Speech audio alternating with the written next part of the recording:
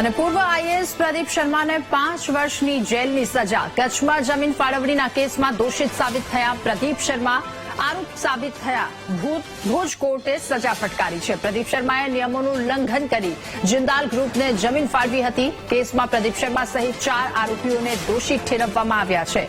ત્યારે હવે જેલની સજા ફટકારવામાં આવી।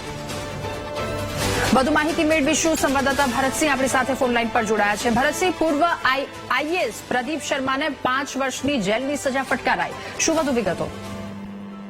પૂર્વ આઈએએસ અધિકારી પ્રદીપ શર્માની મુશ્કેલીમાં ફરી એકવાર વધારો થયો છે। ખાસ કરીને કચ્છમાં જમીન ફાળવણીના કેસમાં પૂર્વ આઈએએસ પ્રદીપ શર્મા દોષિત જાહેર થયા છે। ભુજ કોર્ટે જે પ્રદીપ શર્મા સહિત 4 લોકોને દોષિત જાહેર કર્યા છે। જમીન ગોટાળાના કેસમાં ભુજ કોર્ટે આ હુકમ કર્યો છે। કચ્છના મુંદ્રા ખાતે આવેલી જે જિંદાલ ગ્રુપને જમીન આપવામાં આવી હતી તેમાં નિયમોનું ઉલ્લંઘન થયું હોવાની વાત સામે આવી હતી। તે સંદર્ભે ફરિયાદ નોંધવામાં આવી હતી। હાલ પ્રદીપ શર્મા સહિત 4 આરોપીઓને ભુજ કોર્ટે દોષિત જાહેર કર્યા છે અને તમામને 5 વર્ષની સજા પણ ફટકારવામાં આવી છે। જી, આભાર આપનો વિગતો સાથે જોડાવા બદલ।